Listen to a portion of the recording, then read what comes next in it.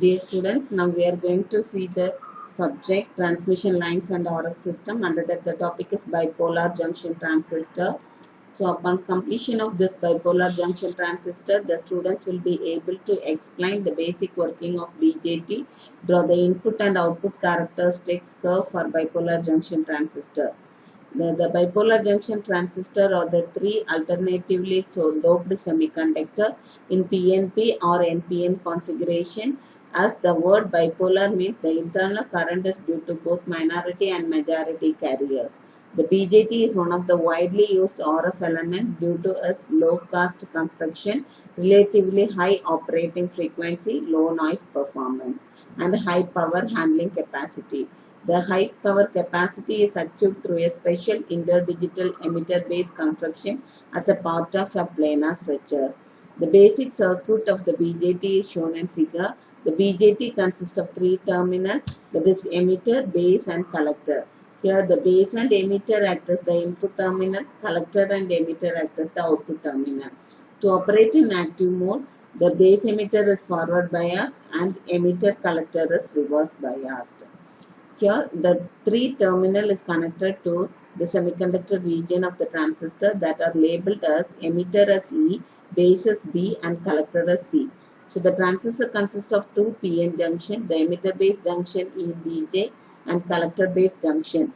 Depending on the bias condition of each of these junctions, the different modes of operations are obtained. The modes are active mode, saturation mode, and cutoff mode.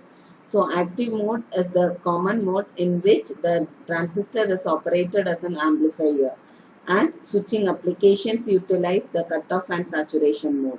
Forward active mode, the forward bias on the emitter base junction cause the current to flow across the junction. The current consists of two components, electrons injected from emitter into the base and the holes injected from the base into the emitter. As will become apparent shortly, it is highly desirable to have the first component, electron from emitter to base, at much higher level than the second component, holes from the base to emitter. So this one is the basic structure of PNP transistor. So in this transistor, the E represents the emitter base junction forward bias, that is represented by a two-terminal diode. Collector base junction is reverse bias and it is also represented by a two-terminal diode. The diffusion current due to hole in the emitter is given by Jp diffusion is equal to minus Q dP dPn of x by dx. Differentiate that dPn of x with respect to x. So minus Q dP by d equal to Pn of naught 0 minus Pn of minus dE. Substitute the value of Pn of E. So Pn of E is equal to Pn naught e power minus VBE by Vt. So here the Pn naught of E is common for both the terms, so you keep it common. So diffusion current is equal to Q dP Pn naught of E by dE into e power VBE by Vt minus 1. The diffusion current due to electrons in the base is given by Jn diffusion Q dP power B dP per BB of x by dx. So dQ dN per B by dB n P of dB minus NP of 0. The forward bias current is IFB equal to the diffusion current due to hole into A. So Q dPE Pn naught of E by dE equal to e power VBE by Vt minus 1 into A. So forward emitter current IFB is the sum of collector current and the emitter current. The forward gain BF is given by the ratio of forward current, collector current to forward base current by keeping the VCE constant.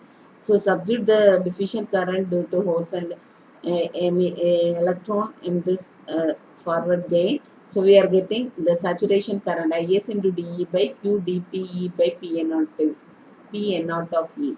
So e power VBE by Vt is always greater than 1. The collector current to emitter current ratio is alpha F and is given by minus of IFC, collector current divided by emitter current by keeping the VCE constant. That alpha is expressed in terms of forward current gain beta, that is alpha is equal to beta divided by 1 plus beta. Reverse active mode. The reverse active mode or the inverse active mode has a very limited application. It is conceptually important. is the charge carrier of both polarity, that the electrons and holes participate in the current conduction process of bipolar junction transistor, which is the reason for the name bipolar. So this is the structure of the input is reverse biased and the output is forward biased in the reverse active mode. Since the emitter base junction is reverse biased and the minority carrier concentration Pn of E is 0, the minority charge concentration is in base at distance x equal to 0 and x equal to dB.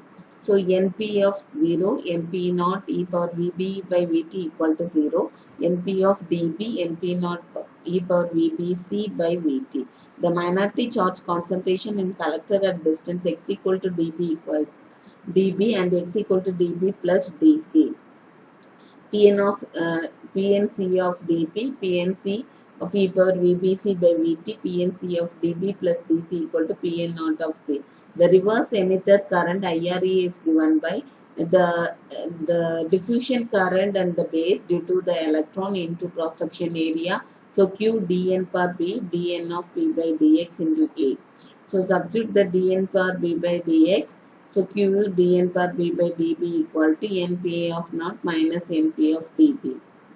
The reverse current BR, again BR is given by the ratio of reversed current at the emitter to reverse current at the base by keeping the base collector voltage constant. So subtract the emitter current or reverse emitter current and reverse base current in this equation. So the gain beta R is equal to IS dC by dP into Pn naught of C. Here Vc by Ve power Vc by Vt is always greater than 1.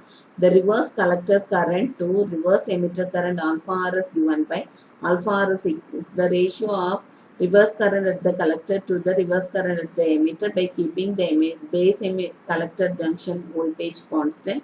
So alpha R is equal to beta R divided by 1 plus beta R. Some of the possible quiz question is BJT are suitable for RF application. Answer is because of high bandwidth. Thank you.